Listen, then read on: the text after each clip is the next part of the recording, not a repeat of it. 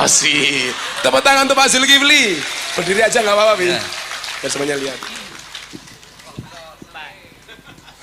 Calon sponsor boleh berdiri. Kan saya sekali-sekali, jadi harus berdiri. Kalau Gus kan sering, jadi saya belum banyak yang kenal. Saya tanya dulu, Bi. Ibu-ibu lebih suka Pak Zul duduk apa berdiri? Itulah perempuan, Bi. Monggo, Bi. Gus Miftah gitu tuh. Bismillahirrahmanirrahim. Assalamualaikum warahmatullahi wabarakatuh. Alhamdulillah, salatu wassalamu ala rasulillah wa ala alihi wa sahbihi wa mawala amma ba'd. Gus Miftah yang saya hormati, insyaallah dimuliakan Allah SWT dan Ibu Punyai, Ayahanda Gus Miftah yang bersama-sama dengan kita. Saya ditemani ada Pak Sri Purnomo, Pak Bupati Sleman, ini Pangeran, santrinya Guru Sekumpul, Pangeran dari Banjar, Pangeran betulan ya, dari Banjar. Sekarang Wakil Ketua Komisi 3 DPR RI. Ini Mas Toto Daryanto, orang Jogja. Kemudian Ketua PAN Jogja. Dan juga teman-teman lain banyak yang ikut bareng. Tadi Gus Miftah syaratnya mau jadi wali nggak boleh takut, nggak boleh sedih. Qurannya itu kalau saya nggak salah, mohon dimaafkan, A'udzubillahi minasyaitonirrajim, wala taghaw wala tahzan wa antumul a'laula in kuntum mu'minin.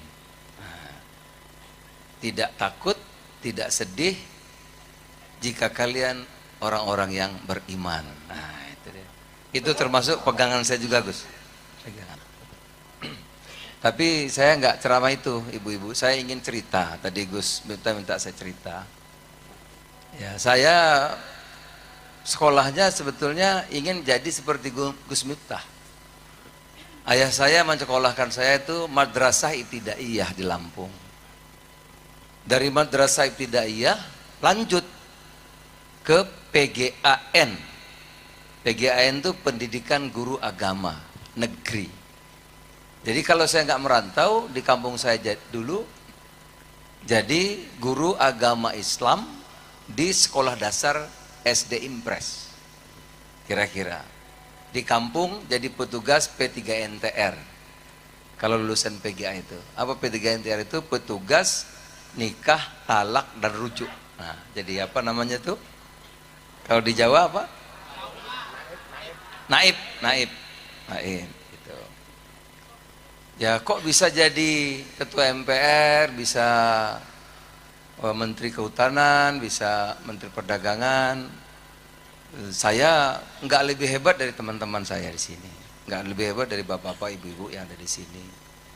Biasa, orang biasa dari kampung, dari dusun. Tapi mungkin doa ibu saya. Di kampung saya panggilnya emak. Ya, emak saya itu punya amalan. Sering ikut ngaji gini, Gus. Cuma kalau dapat dari kiai itu diamalkan, walaupun sedikit. Nah, emak saya itu amalannya karena kiainya itu mengajarkan tidak boleh memasak hanya dinikmati sendiri, tetangga hanya dapat baunya. Maka itu makanan tidak berkah. Oleh karena itu sepanjang hidupnya ibu saya, mak saya di kampung, kalau masak bagi dua. Separuh buat kami di rumah, mau banyak mau sedikit bagi dua sama ibu saya. Separuh lagi dibagi ke tetangga. Selalu setiap masak. Yang kedua, ayah saya juga sering pengajian gini, Gus. Dulu di kampung itu belum ada TV, tapi suka ada radio. Biasa kayak kiai dulu dari Jakarta itu ada Kiai Haji Syafi'i, Abdullah Syafi'i, ada Buya Hamka dulu, ya, Zainuddin MZ baru, nah, dulu. Nah, itu mengajarkan bagaimana mendidik anak-anak kita agar menjadi anak yang tangguh, gitu. Itu diterapkan kepada saya, pada anak-anaknya. Jadi ibu saya dan ayah saya itu mendidik kami, terutama anak laki-laki, ibu-ibu. Jadi ibu-ibu juga mudah-mudahan ini bisa, kalau bagus ditiru, kalau bagus. Karena semua orang punya peluang kesempatan yang sama, siapapun dia. Dia orang susah, dia pedagang kecil, dia petani, dia pegawai kecil, siapa saja bisa punya kesempatan. Ya. Karena Allah Maha Pengasih, Maha Penyayang. Siapa aja bisa diberi, asal usaha kita ke arah situ bisa. Nah, ayah saya dan mak saya mendidik anak-anaknya dengan cara Islam agar punya disiplin, sehingga menjadi anak-anak yang tangguh. Kami tiap jam 4 dibangunin, Bu. Saya usia 6 tahun. 6 tahun sudah dibanguni, susah bangun, muka dikasih air tuh. Di apa tuh? Iya, kadang-kadang nangis juga namanya anak-anak.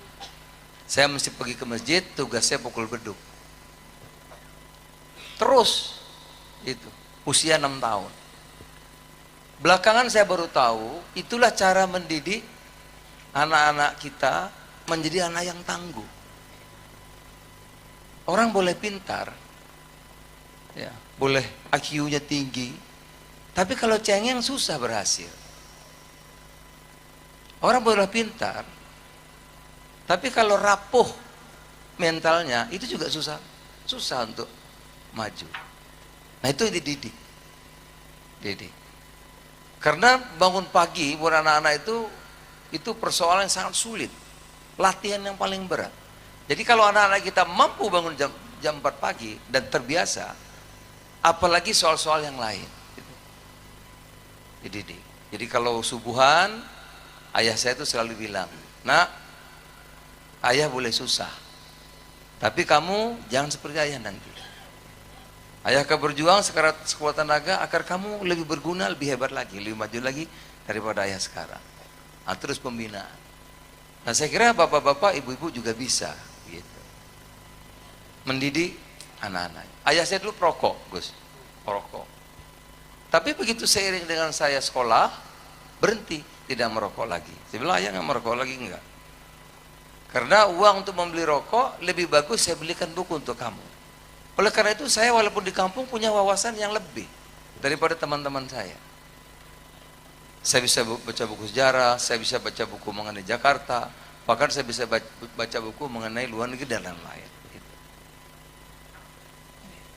Jadi setelah dewasa, mulai satu persatu saya ingat, itulah saya kira buah daripada orang tua kita mendidik anak-anaknya.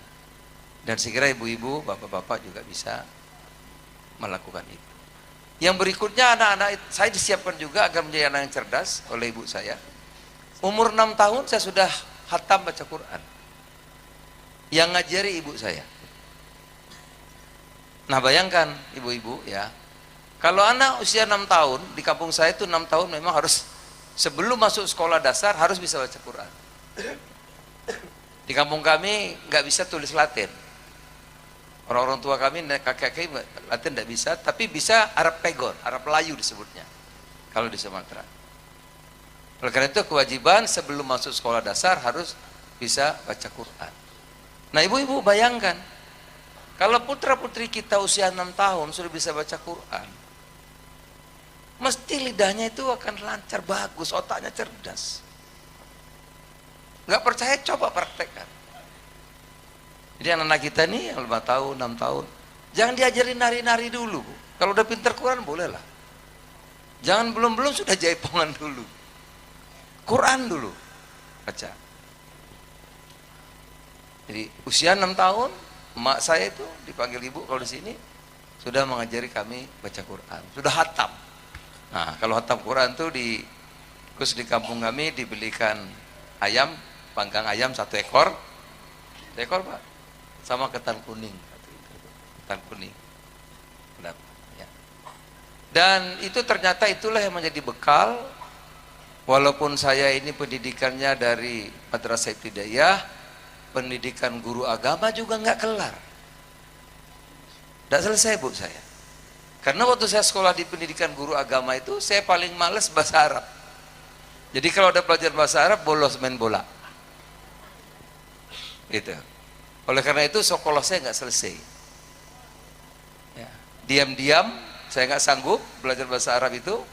Diam-diam saya pindah, lari ke Jakarta. Nah, disitulah mulai bertarung, kehidupan nyata yang dihadapi. Nah, berbekal didikan dari ibu, dari orang tua itu yang saya rasa kalau saya sampai hari ini bisa yang disampaikan Gus tadi, bisa jadi seperti ini. Itu. Bapak Ibu, saya kira putra putrinya juga punya kesempatan yang sama. Putra putrinya bisa jadi apa saja sekarang ini. Terbuka zaman sekarang. Siapa saja, Pak Jokowi, pengusaha mebel di Solo, jadi wali kota, jadi gubernur Jakarta, sekarang presiden kita. Pak Sri menjadi bupati. Saya dari dusun bisa jadi menteri, bisa jadi DPR. Jadi Bapak Ibu apalagi di Jogja. Kami belum ada lampu listrik, di sini sudah maju dulu. Oleh karena itu Bapak Ibu yang ikut pengajian bimbingan Gus Miftah ini apalagi. Di sini dapat guru ya. Kiai Gus Miftah yang salah satu kiai terbaik di tanah air. Ya. Jadi Bapak Ibu punya kesempatan peluang jauh lebih bagus dari saya dulu. Setelah emak saya dulu belajar ngaji, saya diajar bisa baca Quran. Saya belajar ngaji Gus di kampung saya jalan kaki 5 kilo tiap hari. Agar betul 5 kilo Pak, betul. Karena di kampung saya nggak ada guru ngaji yang bagus. Jalan 5 kilo belajar ngaji itu tiap hari, saya jalan kaki. Begitu sampai di Jakarta, saya baca separuh salah. Separuh itu salah. Oleh karena itu sampai usia segini pun saya masih belajar. Nah, saya punya guru dari Mesir untuk belajar Quran. Jadi kalau di sini di Jogja semua dekat, pendidikan bagus, guru-gurunya bagus. Oleh karena itu sekali lagi Bapak Ibu punya peluang jauh lebih bagus. Yang terakhir,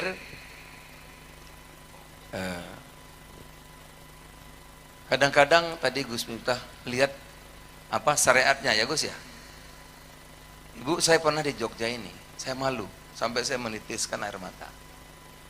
Saya suka jalan kaki, apakah pagi, apakah sore.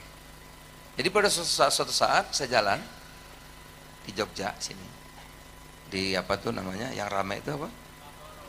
Malioboro ya. Ada orang dagang, udah tua ibu-ibu, udah tua. Saya lihat, oh ibu udah tua. Saya belanja, sengaja. Saya bilang, ibu udah seusia gini kok masih cari uang. Mungkin usianya sekitar 70, 65 tahun, 70 tahun, sudah sepuh. Ya. Saya kan gagah dong, mendak, keren gitu. Saya lihat nih ibu sepuh tua.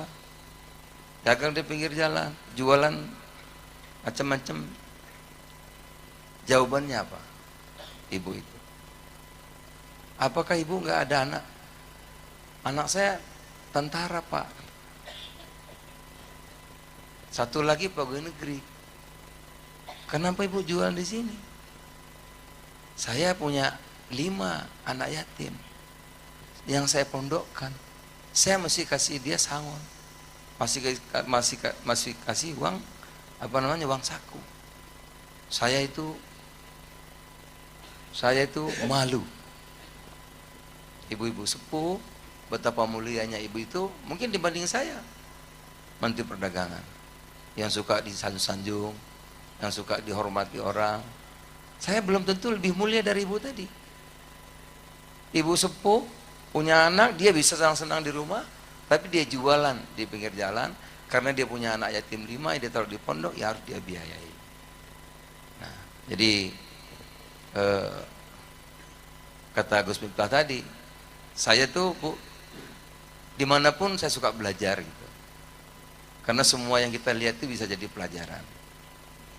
Memandang sesuatu, kadang-kadang pandangan orang bagus belum tentu, ya bisa sebaliknya. Kayak kami ini mungkin ada yang DPR, ada segala macam. Mungkin banyak menerima, malah banyak dibantu orang. Tapi ibu-ibu, mungkin pendapatan pas-pasan, tapi banyak membantu orang. Jadi belum tentu, ya, yang kelihatannya hebat itu amal ibadahnya lebih bagus. Oleh karena itu haknya prerogatif Allah Subhanahu Wa Taala. Oleh karena itu kita saling menghormati, saling mencintai, saling menyayangi, dan tidak boleh menghukum orang. Karena yang berhak itu Allah saja, dua sifatnya kan. Innallaha ghafurur rahim, dan juga Allah Maha Pengampun, mengampun dan Maha Penghukum.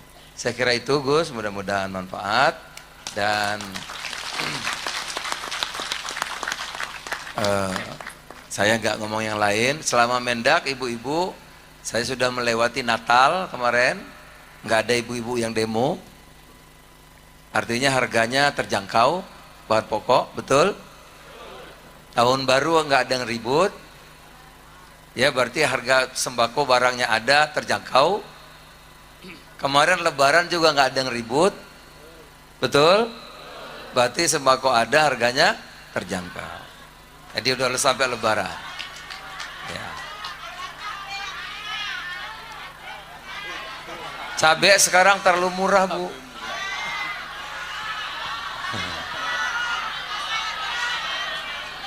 Cabai itu, kalau ibu jadi petani, dengar dulu, saya ini orang tua saya petani. Kalau ibu jadi petani cabai, itu harganya mestinya 50.000, 60.000 baru untung. Terlalu murah, tuh terlalu murah Gus. Jadi kalau cabai itu di bawah 40.000, itu kasihan petaninya, betul? Tuh terlalu murah Gus, terlalu murah.